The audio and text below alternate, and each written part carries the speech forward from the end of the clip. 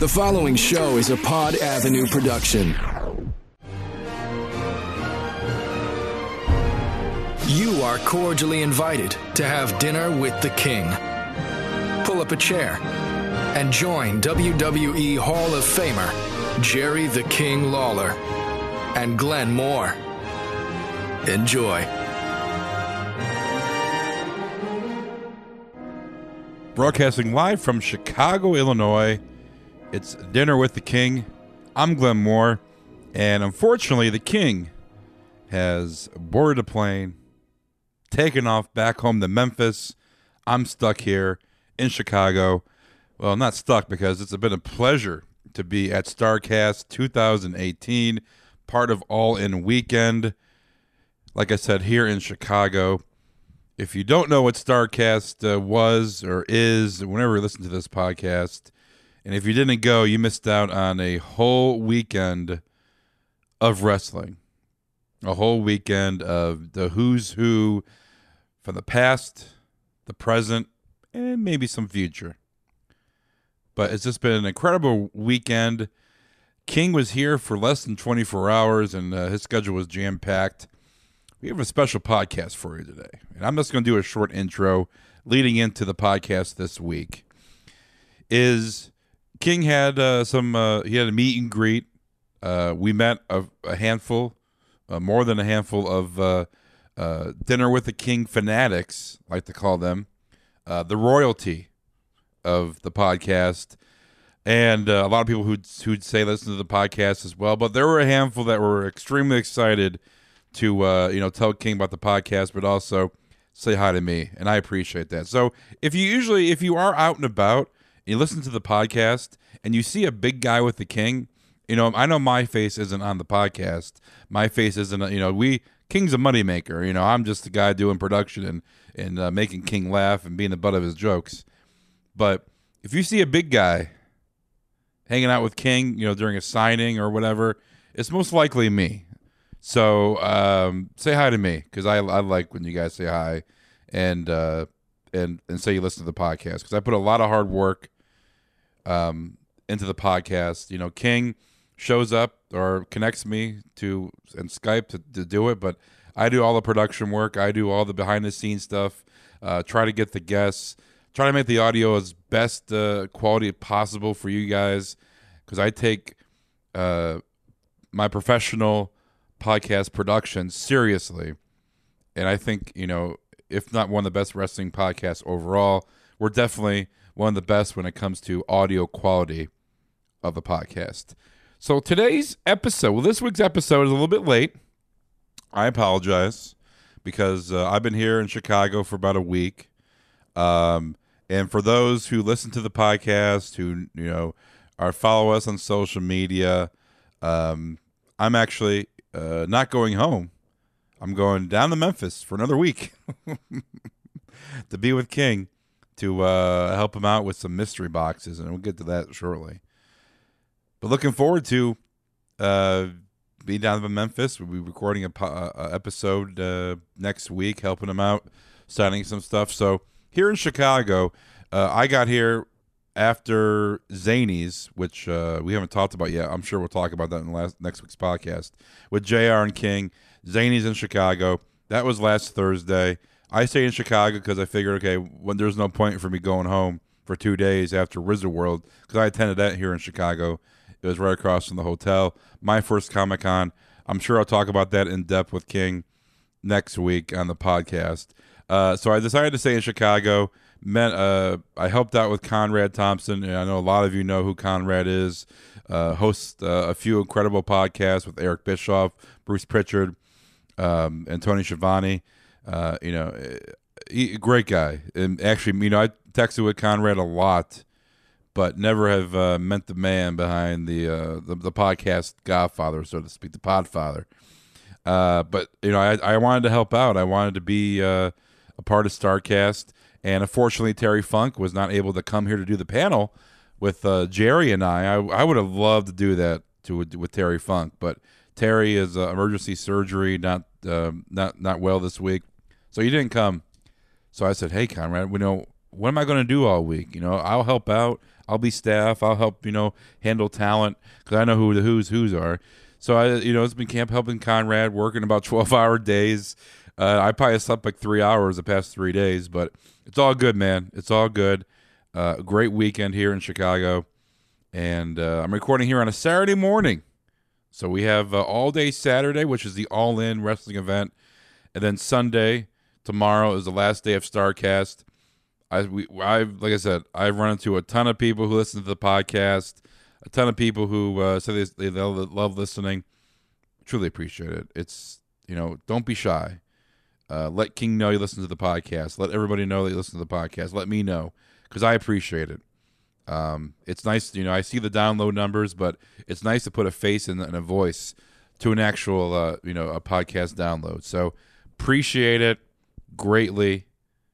And Starrcast has been amazing. So King got here on Friday, which was yesterday. We got here a little late. Had immediately go to the meet and greet. We were doing meet and greet for 2 to 6. That was our scheduled time, but I think it was from actually 2:30 to 6. And then we had about an hour downtime. King checked in his room.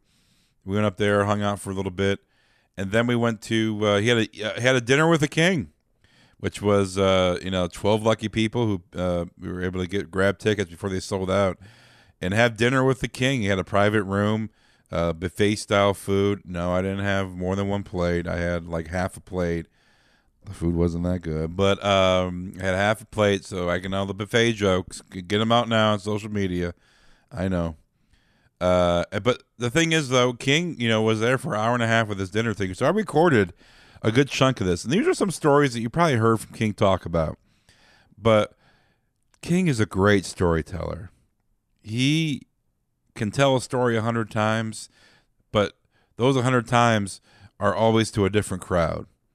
And I think true Dinner with the King fans, true Jerry Lawler fans, even though you've heard these stories, you're fanatics, you're fans of the King, friends of the King, you're royalty, you appreciate the showmanship and the way the King tells a story. So what I recorded most of that Dinner with the King, and we're going to join that here shortly in session. And like I said, I know you heard these stories about Jim Carey, a man on the moon. There's a nice little joke about Vince McMahon in there. But it's the way King tells a story. And King was like, well, we talked, I said, I'll post it as this week's podcast because he's busy. He has to be down in Memphis for a show tonight. That's where he had to leave. He didn't want to leave. He wanted to stay at Starrcast. He goes, we told those stories before, but I'm like, King, you're an excellent storyteller. I mean, I could listen to you tell the same story 100 times, but you seem to change the variation, the way you deliver it. So, like I said, we're going to join in session the Starrcast Dinner with the King. About 10 people, 12 people were in the room with us. Even we had a special guest. And while she was not formally introduced on the podcast, she had dinner with us. And that is Jeff Jarrett's wife, obviously a woman that has been involved with wrestling for many, many years. Karen Jarrett was in the room. So you'll hear her interject some one-liners and some comments. But Karen was great. Karen's my first time meeting her. Just a very lovely woman. Very nice and very funny. And I'm not sure if you watched the roast of Bruce Pritchard on Fight the app on TV or on your phone. But when Jerry came on stage, the lights kept flickering on and off. Well, Karen was standing next to the wall, on the wall next to me, and she kept, while she was clapping, her arm was moving against the wall, and she was hitting the light switch. So it looked like, strobe lights, basically, lights turning on and off in the dining room, the ballroom where King was going up on stage, and that was fun. That was all Karen's fault. So tweet at our guy Karen Jarrett, keep Karen away from the light switch. But it's been a great weekend so far. I'm sure we'll wrap it up a little recap next week here on Dinner with the King, when Jerry and I are all settled back at the King's Castle in Memphis, Tennessee. Whew. All right, enough of me talking.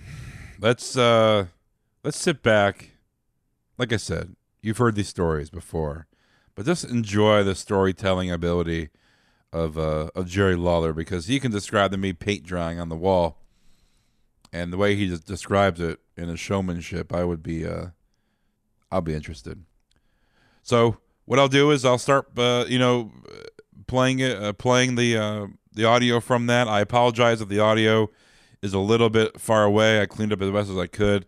I put the mic in the middle of the table. I posted a picture on Dinner with King, the Twitter feed, and I just had the mic in the middle of the room, and it picked up all the noise. So, I apologize if it's not the best quality, but that's the way it was to get the best kind of ambiance for the podcast. So the dishes you hear are actually dishes clanging and forks clanging. That's not fake. That's real. Real sound effects in the background. All right, guys. I won't be back to add this on, but I appreciate you guys listening, being part of the show, and I hope you enjoy an actual dinner with the King, which was live at Starrcast on Friday here in Chicago. But before we get to the actual dinner with the King, live from Starrcast in Chicago, I want to tell you guys about mybookie.com. Being a former sports reporter, I always get asked by my friends and family, hey, Glenn, I need some fantasy advice. Hey, Glenn, who's going to win the big game on Sunday? And me being in sports media for about 10 years, I have the right answers, but I have to have my confidence if I'm going to give advice on what team to bet on for this week. And the truth is, most of the time, I don't know who's going to win. But if you think you know who's going to win, you got to check out MyBookie. And I always tell people to bet with MyBookie. And trust me, guys, they are the best bet this season. They've been in the business for years. They have great reviews online, and their mobile site is easy to use. Not to mention, they have the best in-game live betting on the internet today and the most rewarding player perks in the business. Plus, for you fantasy guys out there, just like me, you can even bet on the over-under and how many fantasy points a player will score each game. It's win-win. You can pick the team who's going to win, but also for your fantasy gurus out there, let's see what you got. Go to MyBookie. So lay down some cash and win big today. And when you win, they pay. So if you join now, and MyBookie will match your deposit dollar for dollar. Use the promo code KING, K-I-N-G, while creating your account and claim up to $1,000 in free play.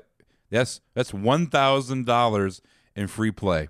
That's MyBookie, MyBookie.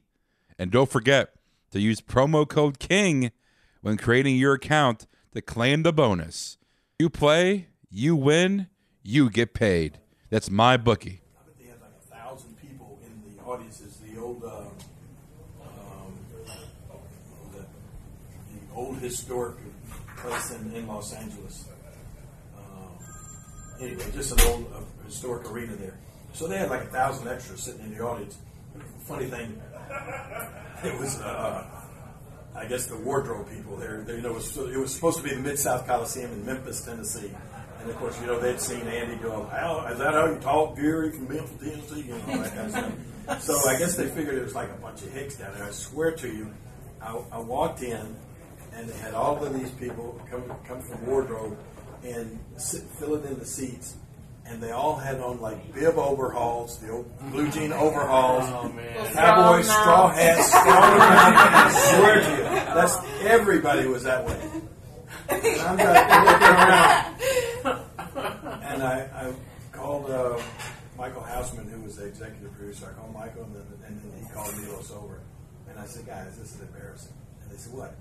And I said, "I've been wrestling in Memphis every week for 15 years." And I don't think I ever remember anybody wearing a straw hat in the building or, dressed in bib overalls. And I swear the guy, really? Okay. He gives a big megaphone. He goes, "Everybody lose the straw hats. Put them under your seat," right? Everybody's like, okay, they put the straw hats under the seat. But anyway, so all these people are in the audience. We get ready to start the wrestling scenes, and sure enough, they got the stunt double there. This guy looked as much, I mean, he almost looked more like Jim Carrey than Jim Carrey did, but then he got the whole Andy Kaufman outfit on and everything. And so we get ready to start. We start filming the first thing, and Jim and I are actually in there. Well, first was the backdrop, and Jim has me in the headlock. He's holding me, and he's doing all the lines. I put the finger up, and he's got me real tight. And so then I reach down and I lift Jim Carrey straight up in the air like that, and I hold him right there, and then the director goes, "Cut!" So I let him down nice and easy. He goes and walks over, gets out of the ring. In comes the stunt double. I lift him up. Director goes, "Action!"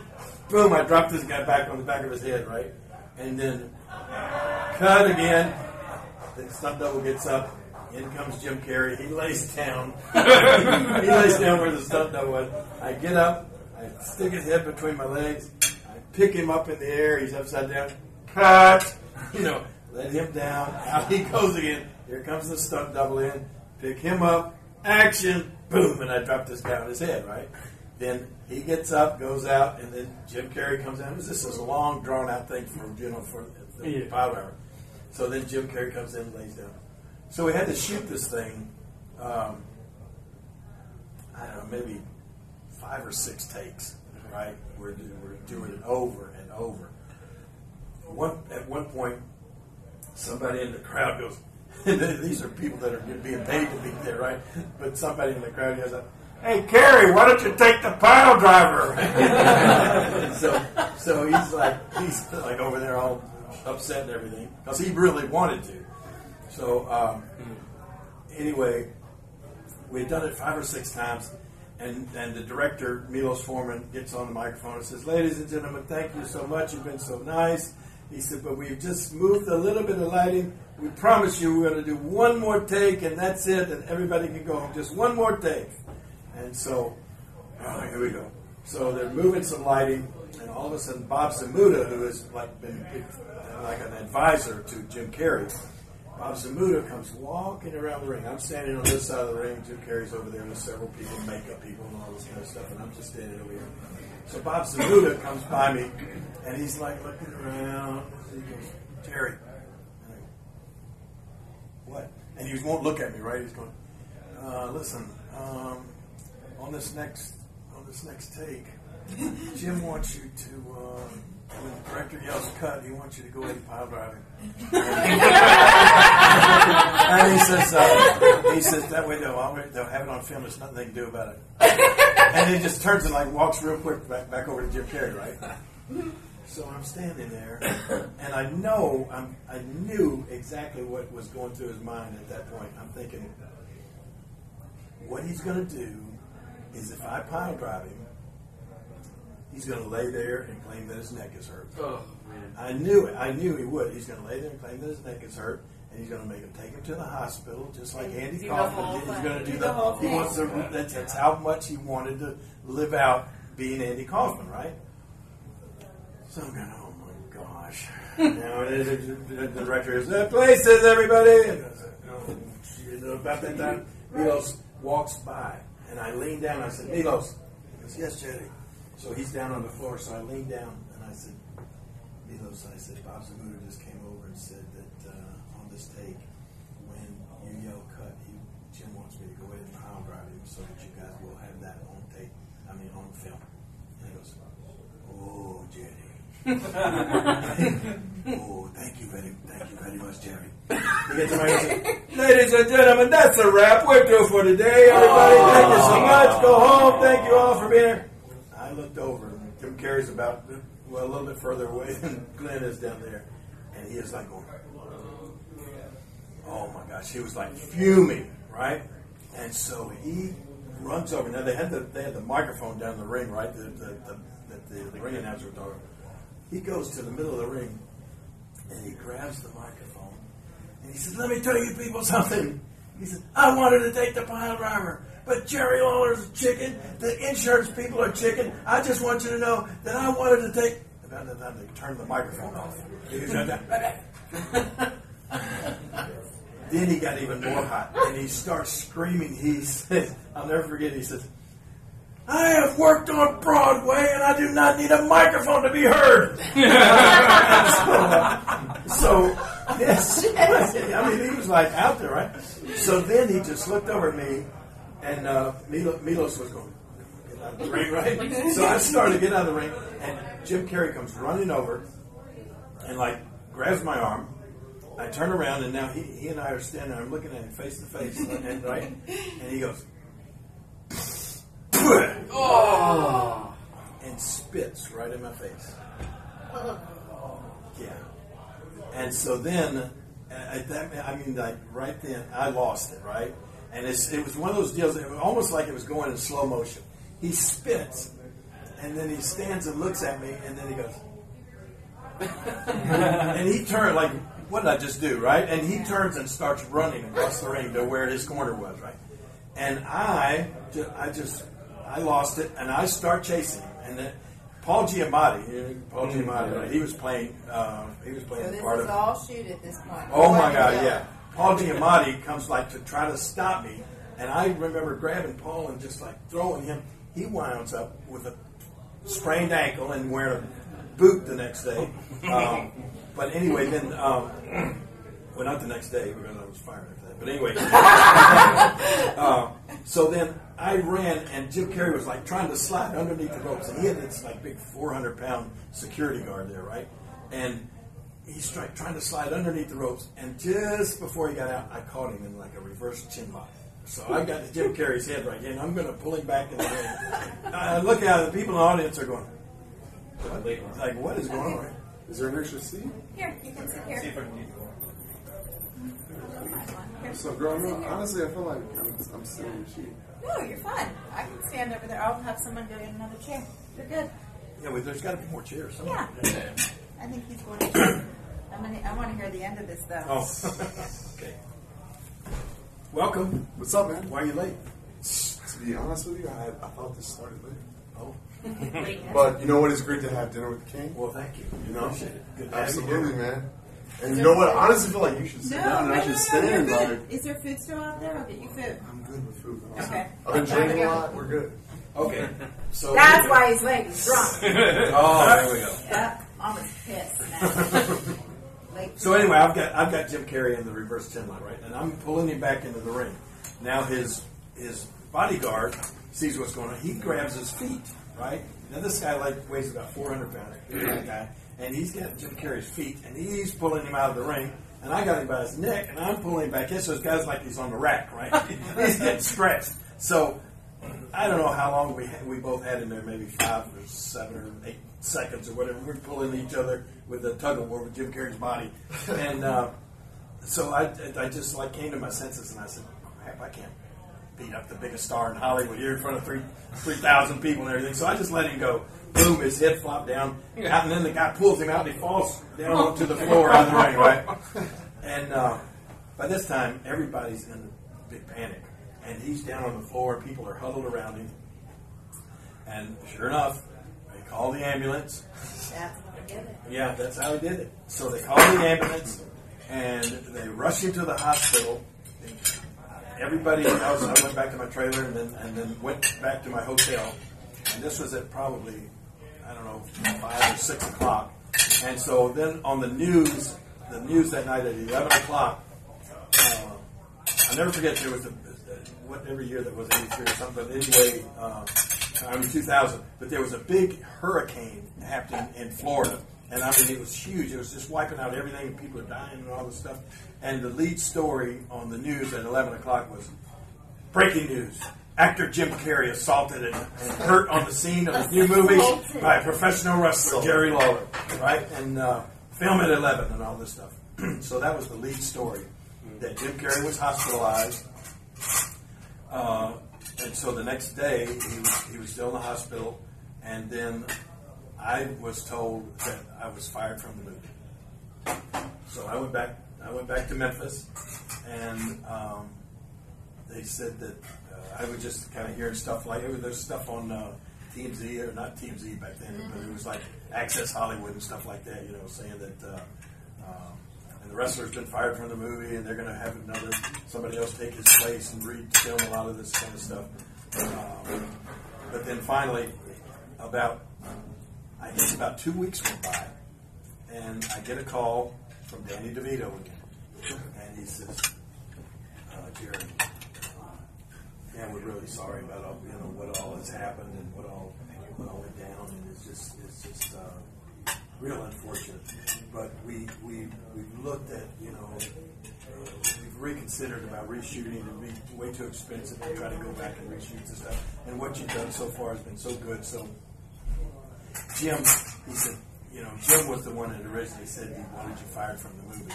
And he said, but now he's reconsidered, and so we'd like for you to join us next week if you can, and in New York, and we're going to, proceed on and get the rest of the movie shot at the David Letterman Theater. So I said, okay. So then I guess the only thing poor Jim Carey forgot was that the last scenes that we were shooting was the slap on the David Letterman show. So that's where I got to take out all my frustration, all this pent-up anger and everything. When we did that one didn't feel right. And what was crazy was he still was unrelenting with his Andy Kaufmanism or whatever. As we were antagonized, we got. I was married to Stacy at the time, the cat from WWE. And we got out of our cab, and we're walking down up to the side of the sidewalk with some other people, and the David Letterman Theater was right there, and we're walking up the sidewalk, and all of a sudden, right in front of us, about 4 eggs burst. Just go bam, bam, bam. I mean, almost hit us. And I looked up, and it's freaking Jim Carey about three stories up. Like, I'll get you yet, Lawler! I'm going, what crap is that? What is that? Fucking insane. Yeah. So then we get inside and get ready to film the shots, and he didn't even mention that. He acted like that didn't even really happen. And so we get there, and then of course David Letterman was there, who I don't know how. I mean, he doesn't agree to do any movies and stuff, but Dave really liked Andy Kaufman, and that was the reason he agreed to do this. But he had his conditions too. He wouldn't do any makeup to make himself look younger. Like, it was like here we were supposedly 1983, and me young and Andy Kaufman young, and Dave looked like 60-year-old David Letterman sitting there. Right? But anyway, so he didn't do any of that kind of makeup, and we were on a tight time schedule with him. He said, "I'll give you guys an hour. I'll come there and work for an hour, but then after that, if it's not done, I got to go." So how many times did you slap Jim? Oh, only once. And that's what he said. After the one slap, we got ready to do it, and we shot the scene once, and I would stop before, right before I would hit him, and then so finally after we kind of blocked it all out a couple times, and then I looked up, and the director was kind of off up in the darkness, and I said, okay, next time, what do you want me to do at this point? He said, hit him, Jed, or you got to hit him. Okay. And then the next time, we're doing all this stuff, and we led right up to the scene, and I got up, and I looked him in the face, and man, I slapped the taste out of him. Twice as hard as I slapped Andy, right? Knocked him over into the chair, over on the floor, and you could just hear all the gas people just and everything got just like really quiet, and the director goes, cut? And they go over and they help Jim Carey up, and he goes, Milos, I hope you got that, because we sure can't do that again. So that was it. And then he looked at me and he said, man, you really punked me out. And that was basically the last I heard of him. That was the final scenes and everything. I did see him again at the wrap party or the premiere party, and then he acted perfectly like normal. Jim Carrey. Yeah, acted like That's Jim crazy. Carrey. Have you seen any of his recent stuff? Like his art and yeah, we talked about it before you got here, but yeah, he's. We talked about the fact that he's not right anymore. He has not been right. Way out since, there. Yeah, Absolutely. Has anybody seen the kind of new documentary? He rattled his brain, and he's never been right since you hit him.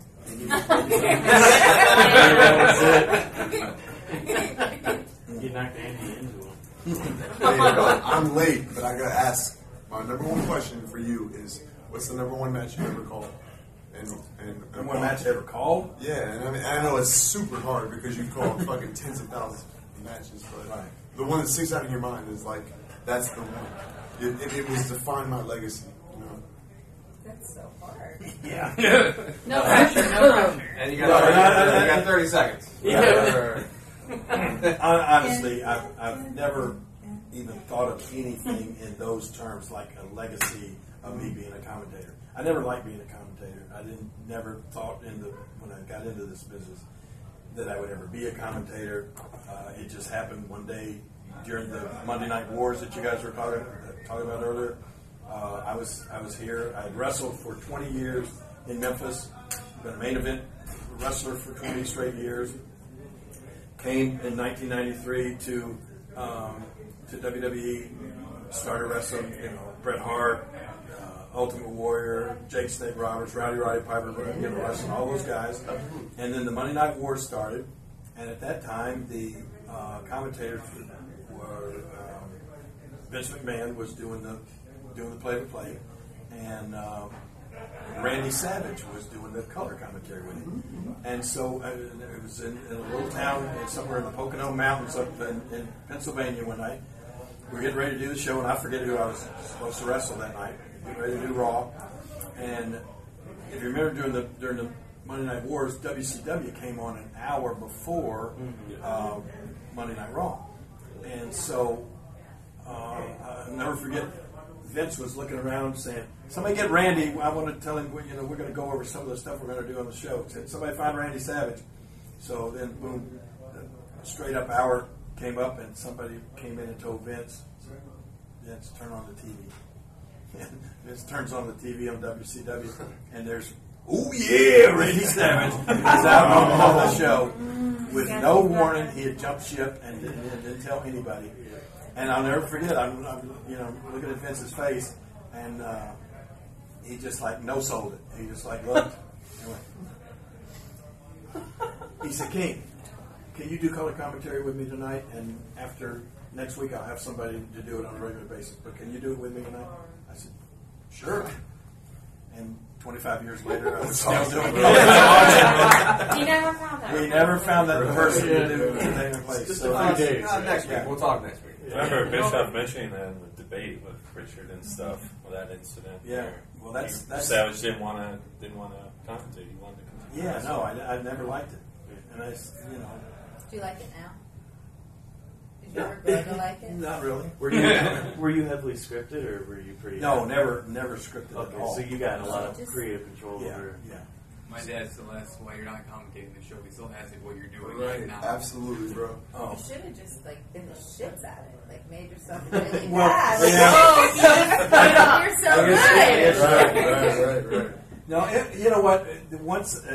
I did enjoy working with Vince. Vince is like really highly underrated as a play-by-play guy. I mean, if you maybe not in the sense of the guys that you see today, but for when we were doing it and when he was doing it, he was so campy and so over the top, everything that it was entertaining. I mean, I loved working with him.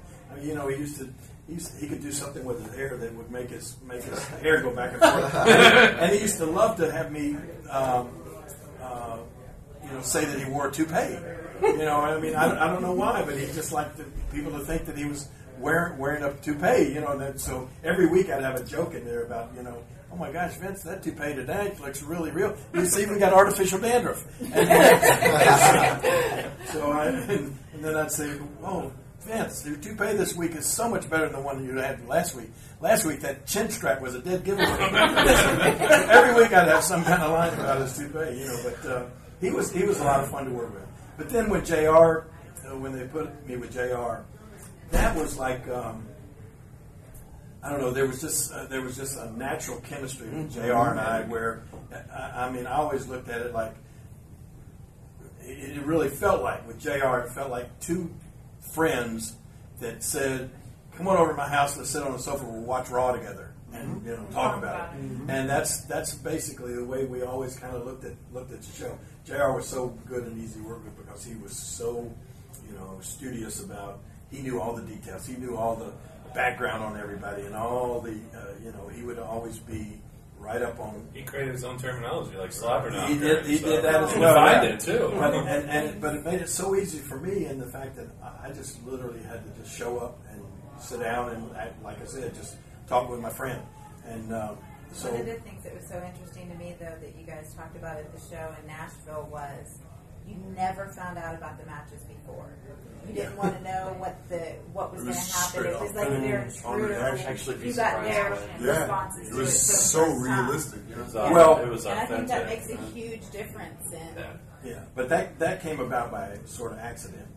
No. It was a great accident. You didn't want to be in meetings anymore. Right. That's one thing that Vince McMahon, and still to this day, loves meetings. He'll have a meeting about meetings. And in his kitchen. Yes. Oh my gosh. Absolutely. I mean, I was talking to Dusty Rhodes one time. I said, "What's it like being on the creative team?" He said, "Oh my God, King." He said, "It's unbelievable." He said, "Vince may call you at 2:00 in the morning and say, 'Hey, I got the creative staff on the speakerphone here, and we got a conference call going.' And he says, 'We'd like to have a meeting at 2:00 in the morning, right?'" So I got people listening around, and I know what's showing. Anyway, every Raw at 10 o'clock in the morning. The show doesn't start till 8 o'clock or 7 o'clock at night. 10 o'clock in the morning, production meeting.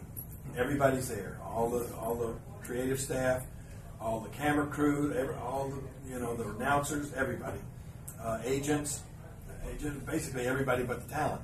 And that meeting would literally go at least 3 hours. And it was just like, they'd have a first copy format, and Vince would sit there and read every word of the show. Okay, segment 1, we're gonna have Stone Cold come out, and Stone Cold's gonna do an interview about blah blah blah. Then we're gonna have somebody else come out, and you sit there and read the whole show, 2-hour show at that time, and so everybody's trying to go to sleep or whatever, because you knew what was going to happen at the end of the 3 hours. Then you'd go and do whatever you're going to do, go to catering or whatever. But Vince would keep the creative people in there and the agents in there who were going to go over the matches with the guy. And for the next probably hour and a half to 2 hours, after most people had gone, they would change everything that they talked about in the meeting. Every week that would happen, change everything they talked about. I mean, I can't tell you how many times me and Michael Cole would go to the announce table at 8 o'clock and not even have a run sheet yet. And they'd be running them out to us. They would be printing them off and finishing them just as we were going on the air. After hours of meeting. After hours of meeting all day long. They had started at 10 o'clock and they still didn't have it through when we were going on the air. So so I hated the meetings. I hated going to them so bad. Because then I would just have like nothing to do, from the time that first meeting was over until 7 o'clock, time to go on. So one day, it was during the Undertaker, back when he had the Acolytes and Midi and those guys, right? So we're sitting in the production meeting in the morning, and they said, "We've hired this contraption. We've got this magician's kind of, I don't even know what you would call it, but it's some kind of contraption that's this real long metal pole painted black, and it will withstand tremendous amount of weight. And it's what magicians do. Like they'll have the curtain, and this big machinery thing is behind the curtain, and this long little small pole will go out, and then there's something on, like a slab that the person can lay on, and this little thing is on, and then the machine in the back will lift it up, and you can't see it because of the black background, and you could do one of those, I don't know, they have a certain way they can do a hoop, where you can't see this thing, this lift that's holding up the person that's being levitated. So they had hired this from the magician. They were going to have the Undertaker levitate Midian that night. So they tell us and explain all this thing to us and how it works. And then they said, King, you and Michael, when he starts rising up, you guys, you got to be just incredulous. Oh my God, I can't believe this. He's being levitated and all this kind of stuff, right? So okay, so that was a big thing. Undertaker's going to come out and do that.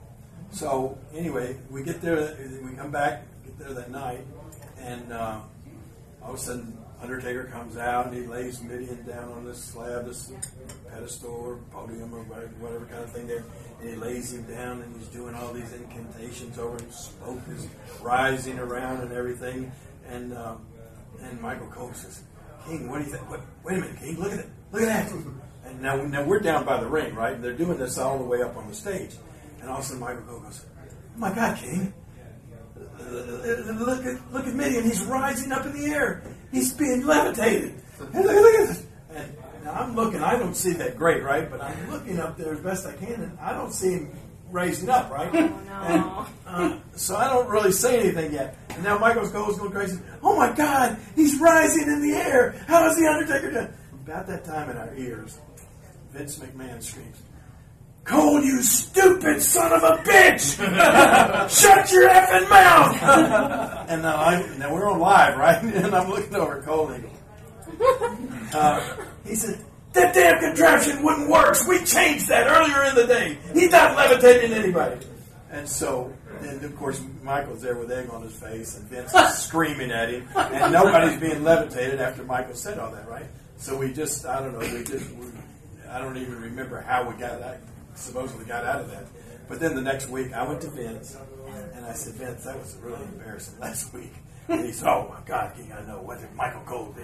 He should have been in the meeting when we changed all that." And I said,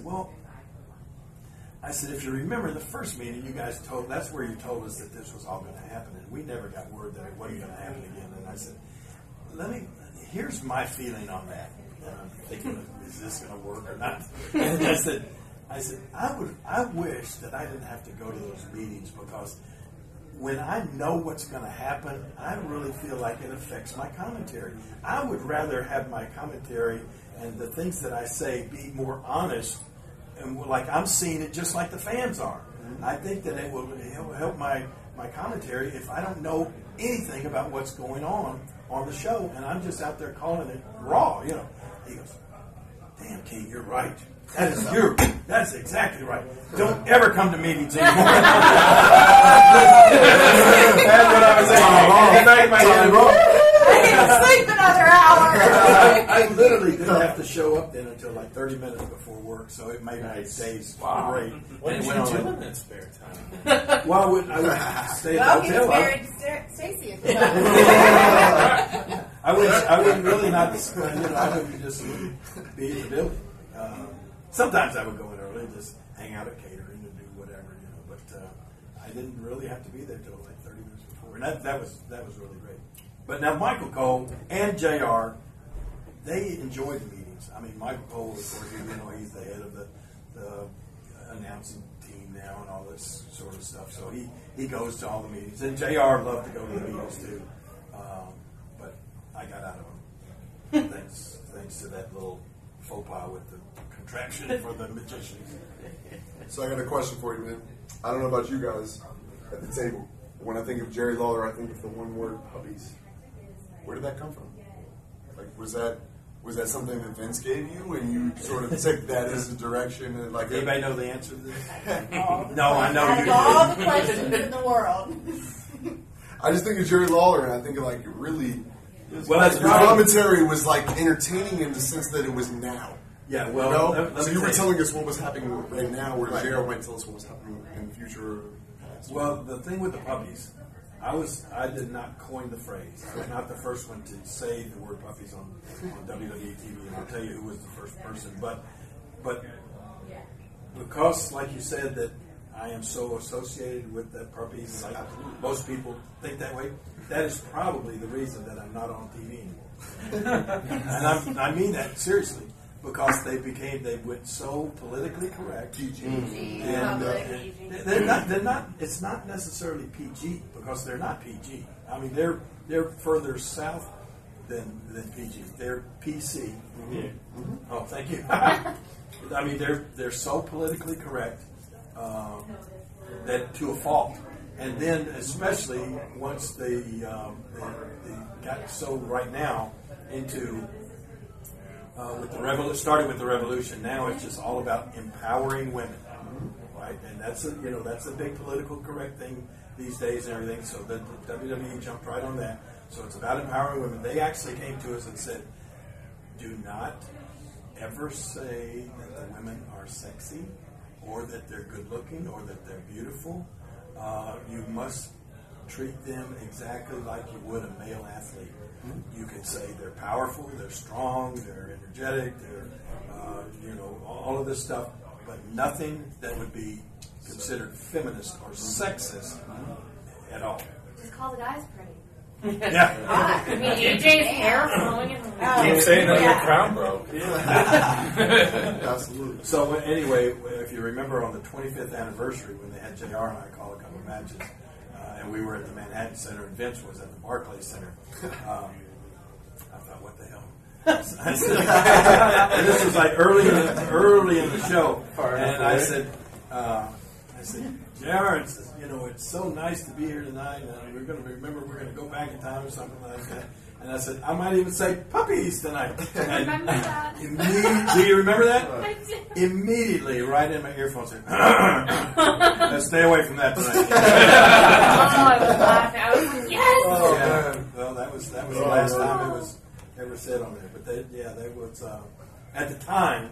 I mean, back in the day, they used to have a guy that would go into town. Like if Raw was in Cleveland, they would have a guy go in on Sunday and go to the strip clubs. And I'm seriously, go to the strip clubs and hire 6 to 8 girls and have them. No, not for the guy. Well, they would do that for the Godfather too. But they would have some girls that would sit out in the audience and just as fans. You know what I'm talking about? This is fans. And then when Triple H and Shawn Michaels would come out, DX and everything, remember they'd find a girl up there and they would pull their tops up and actually show the boobs on TV. That was that was the days of the puppies, but those days are long since gone. Long since. Definitely not on the network. Yeah, right. But that's the crazy thing and the cool thing about the network. That's all still there. Yeah. They didn't go back and take anything off of the old show. You can go back and watch. They had a warning, like TVM. Oh, yeah. They send you that little 5-second. Hey, this might be against your morals. Just not the actual. Puppies, touching. There might be some HLA. Yeah. Or like the 5-minute warning when you start ECW. Yeah. You talked about Stacy. If you remember, my wife Stacy had a cat, or Miss Kitty. Started out Miss Kitty, and then she got with China. They put them two together. They started calling her the cat. But I mean, she was the first person. She went topless on the pay-per-views, like two different times. Was it the bubble wrap? Right? Oh. No. It was one time after like a. I remember that. There was like a mud wrestling or something like that. Was it with Ivory? Or? Did she I get think a so. bonus Yeah. in payroll? Yeah. There was a little bonus there. Well, a couple For sure. Man. Yeah. Hey, for the honeymoon. Absolutely, man. How often did you have Vince in your ear when you guys were talking? Like, how did you... That's the number one question, man. It's like, how overproduced were you guys? Or were you guys, like, truly authentic and, like, your thoughts were... Well, I'll speak... And I'm going to bring this up, too. This is, I found out in Nashville, is he never got yelled at once over the headset. Really? That's true. JR got yelled at all the time. Except for Vince clearance. So is that like an AMV audio or something like that? Well, that wasn't even Vince. So you hear JR getting cussed out, or is it like different? Sometimes I would hear JR getting cussed out because Vince has this whole bunch of buttons back there, and he's got to button to the director. I mean, Vince is so in control of that thing. He's telling the director what camera shots to take. Well, then he'll hit another button and tell Michael Cole, "God damn it, Michael, don't say that. Hey, take camera 8." And then he'll say, it's just, I mean, and then he's got a button for each individual. Then he's got an all-call button that he hit, and then he talk to everybody at the same time. So, and then he's got, when you're up there, when you're doing the play-by-play, the announce desk is right here. There's a camera on you. So he's watching everything that goes on, like from every camera that's shooting the matches. Then he's also watching the cameras that's shooting the announcers. So and he used to do things like he would do things or say things so that he could see the expression on the announcer's face. I mean, but really just to entertain himself, because he does the same thing every week. Every week he's the main mastermind. He's like the guy on the Wizard of Oz. He's the man behind the curtain, sitting there controlling everything. So, but yeah, I don't know why. I do know. Like Vince told me, I think, and I know this sounds like you got the big head or something, but honestly, I think Vince had a lot of respect for me. Is what he told me. He told me one time. He said, "King, you're the most talented guy, all-around talented guy that I've ever met in this business." He said, "There's other guys that are talented at certain things." He said, "But you can do every facet of this business well." And I was like, "Okay, thank you." But anyway, and then the other thing was Vince was truly a big fan of my commentary when I did it. So he never. And like the 20 years that I was doing it, he never yelled at me once. Then he tried other guys, Mick Foley. He tried Mick Foley. Mick Foley lasted like 2 weeks. And he came to me and he said, "My own dad never talked to me like that." He said, I can't. I have to head out. Sorry, I have to head over, so I'll see you over there. Okay. Thank you It's for nice having dinner. Yes, it's nice having dinner with everybody. Thank you so much. So anyway, he like Mick Foley, Vince yelled at him so bad during the commentary that he just couldn't take it. Michael and JR would get yelled at all the time, and Michael, I'm sure, still does. But they've got thick skin and they can take it. They just realize you got to realize that's just the way Vince is. One night, Taz and some new guy were doing SmackDown, I think, a SmackDown show. Yeah. And Vince was reaming them anew, just like, "Oh my God, how are you guys? You freaking awful out there tonight. What are you doing?" And then apparently, toward the end of the show, Vince got so mad at something they said, and he said, "I want you two assholes to take your headsets off, leave the announce table, and come back here to the back." While the show was on live, while the show's going on, the show was going on, and they had to take the walk of shame and take the mic, take their headsets off, and get up and go to the back, and so Vince could scream at him back there. But he doesn't. It's not overproduced in the sense that he doesn't tell you everything to say. I think he just in his mind is thinking you should know what to say, and then if you he knows what he wants, and then if it's not there, he's going to yell at you. It's like a teacher or something. Yes, Glenn. We got 5 minutes. We got 5 minutes for what? Until you're needed. Oh, that's it. That's the end of the eat and greet. Oh. So I had a lunch with X-Pac, and he talked about famous ribs on Vince McMahon. And he talked about shitting in a paper bag, putting it under Vince McMahon's air conditioning unit in his office. Who did that? It was X-Pac. He literally said he did that. So do you know any famous ribs that like stand out in your mind as far as like, holy shit, that was a little ridiculous, like... Because I know, that was a big thing as far as, keeping up with each other. And like I said, once I started the commentary, it didn't have to be at the meetings. I wasn't there a whole lot. I didn't get there until late, so I missed out on a lot of that kind of stuff. For sure. I would hear about some stuff. I think everybody's told this, and I'm sure I think JR told it and everything. But one of my favorite things was Jerry Briscoe, the way the thing is set up, Jerry Briscoe was like the timekeeper, and then you had another guy that was like next to him that would be working with agents or whatever, and then somebody, and then Vince was over there to their right, and you come around this way, and the doorway from the gorilla position going out to the curtain right there. So Jerry Briscoe was like famous for having a weak stomach, right? I mean, just anything would make him just like puke, right? So I'll never forget one time. My own personal experience with Jerry Briscoe was what was the two tag team guys? The Headbangers. Mosh and Thrasher. Yeah. Okay. Mosh was the shorter one, right? The little shorter one. Mosh he was notorious for sending around these like really explicit videos of sex videos. I mean, he would find these really crazy ones and send them around. So he sent me this one, and I can't even describe how bad it was. I'm like, oh my gosh. So I knew this would get Jerry Briscoe, so I said, Jerry, watch this video. Take a look at this. So I got on my phone, right? And Jerry Briscoe starts watching this. But he kept looking back. He kept looking, he goes, oh, send it to me. Oh! Send it to me. But anyway, one day, Vince was going to pull a great rib on Jerry Briscoe, right? I guess Vince, I don't know what he'd eaten, but he had gas real bad.